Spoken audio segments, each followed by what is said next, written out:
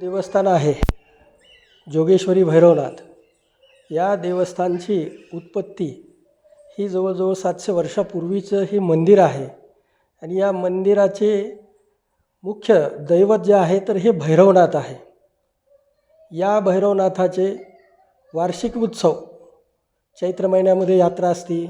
त्यानंतर नवरात्रामध्ये भैरवनाथाचे जे जोगेश्वरी माता आहेत, या जोगेश्वरी मातेचा या ठिकाणी नवरात्र उत्सव केला जातो. कालभैरव आणि जोगेश्वरी हे पतिपत्नी आहेत.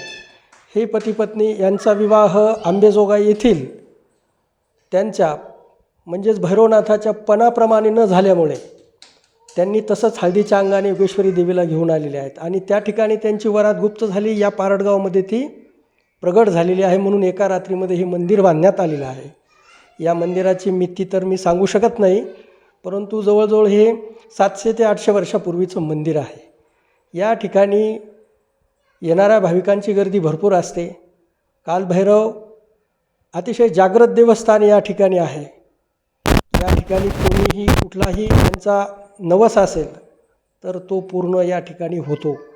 भैरवनाथ या गावचं दैवत आहे. यांच्या मंदिराच्या पुढे जे नागदेवता आहे ही त्यांचे सासरे म्हणजे वासुकी नावाचा जो नागराज आहे ते आहेत. वासुकी कन्या योगेश्वरी देवी ते पण समोर या ठिकाणी देवस्थान आहे. या देवस्थानच्या अंतर्गत जिवाजी महाराजांचं सुद्धा एक देवस्थान आहे. या ठिकाणी 3 बारव आहेत. पुरातन वास्तू ही असल्यामुळे या ठिकाणी लोकांचा कल भरपूर आहे. शासनाने सुद्धा याकडे थोडं लक्ष द्यावं. या मंदिराला भरपूर काही असं या ठिकाणी करायसारखं आहेच. शासनाकडून आम्हाला अपेक्षा आहे. देवाला निवेद कशाचा चालतो? देवाला नैवेद्य हा भरीत पानगा म्हणजे बाजऱ्याची भाकरी, त्याच्यावर आपला वांग्याचं भरीत, लाल लसणाची चटणी, एक लिंबू आणि कांदा, अशा प्रकारे त्यांचा तो नैवेद्य आहे. कालभैरव जयंती म्हणजे त्यांची जन्माष्टमी जी आहे, कार्तिक वद्य अष्टमी, या दिवशी त्याचा नैवेद्य त्यांना भक्तिपूर्वक अर्पण करा असं प्रत्येक ज्यांचं कुलदैवत आहे ते तर त्यांचा नैवेद्य दाखवून त्यांची तळी उचलून तिथून पुढे त्यांचे कांदे आणि वांगे चालू होतात. इमरती पण प्रसाद. इमरती ही राहू आणि केतू यांच्या दशा कमी व्हावी, त्यांचा त्रास कमी व्हावा याकरता यांना तो उडदाची इमरती जी आहे ती अर्पण करतात. दहीवडे अर्पण करतात. त्यांना तो नैवेद्य आहे. वर्षातून किती उत्सव साजरे होतात देवाचे? वर्षातून यांचे उत्सव चैत्र महिन्यामध्ये त्यांची यात्रा उत्सव होते. फार मोठा यात्रा उत्सव या ठिकाणी केला जातो. जन्माष्टमीचा उत्सव होतो. त्यानंतर नवरात्रामध्ये जोगेश्वरी देवीचे नवरात्र उत्सव केल्या जाते.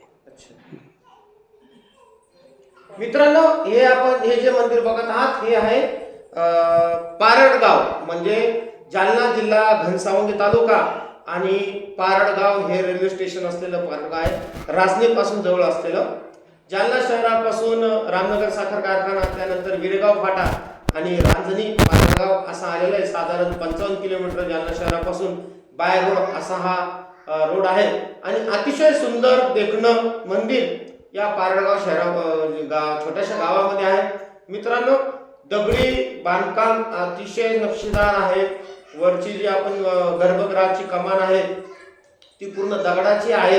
रेखीव काम आहे आणि देव जे आहेत भैरवनाथ हे रथावर बसलेले आहेत.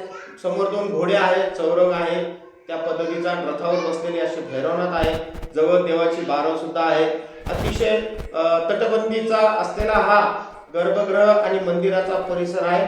नक्कीच आपण जर जालना शहराजवळचे रहिवासी असतात तर जालना जिल्ह्यामध्ये फिरायसाठी आणि बघण्यासाठी आणि देवदर्शनासाठी काही असेल तर नक्की तुम्ही या पारडगाव इथे या आणि या भैरवनाथाचं, जोगेश्वरी भैरवनाथाचं दर्शन घ्या. खाना सुद्धा आहे वरे.